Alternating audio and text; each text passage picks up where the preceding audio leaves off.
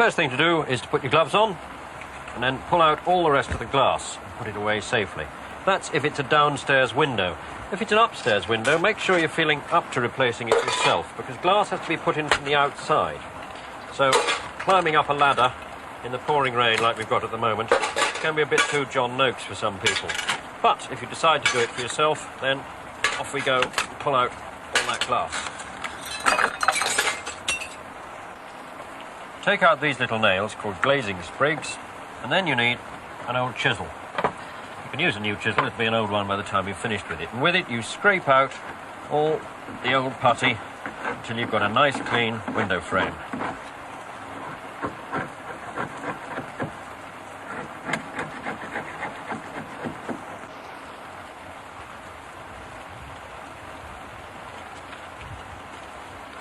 Then we measure the window frame 8 times to be absolutely certain, left and right, bottom, top, and again, and then we subtract 1/8 of an inch so there's a bit of the clearance for the glass.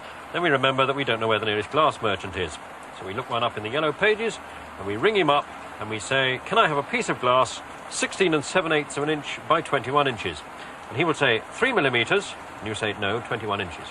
He will say no, thick. He's not being rude, he's really checking on the thickness of glass that you want. Ask his advice. Ask him to make you a piece 16 7/8 by 21 inches, if that's the size you want. And say, can you pick it up in 10 minutes? So, off to the glass merchants.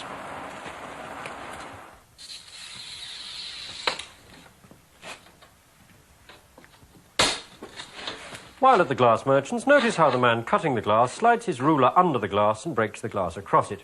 If you or I tried this, the glass would shatter into 1,000,000 fragments. But when a glass merchant does it, it makes a piece 16 7/8 of an inch by 21 inches. The important thing to remember is that the case of a tape measure is 2 inches wide. What we really wanted was a piece 18 7/8 of an inch by 23 inches.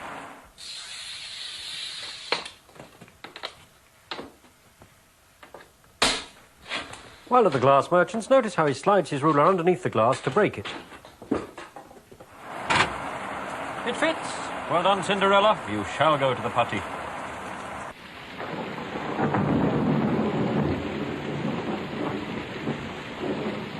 I'm sorry they keep putting those words up on the screen because you keep missing bits. I've now put all the putty in round the outside. If you find your putty is too oily, then you can rub it on a paving stone. Be careful when you're picking it up because there may be dogs around. Then you make it into sort of putty sausages and press it into place all the way round there so that we've got a nice bed of putty to put the glass in. And when you pick up the glass, of course, we put our gloves back on again, otherwise it can be dangerous. Pick up the glass, place it into the putty like that and press it into place. Gently.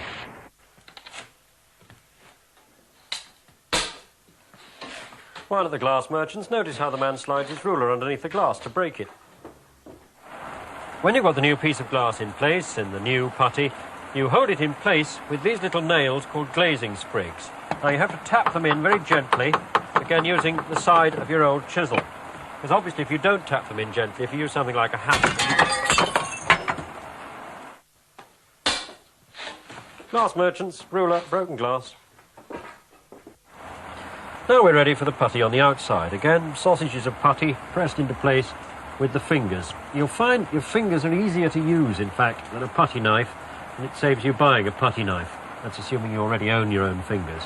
And you want to keep your fingers dry throughout this, which is pretty hard, and it's pouring with rain. If you can't remember all the details of this, they are, of course, in the Odd Job book, price 95p from all good booksellers.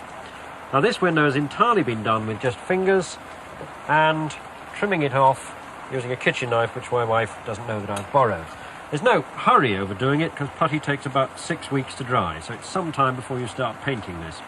Mind you, in 6 weeks there'll be very little left of this, because with all the other windows that I've done on the house, magpies have sat here on the windowsill and eaten all the putty, presumably thinking it was putty de foie gras.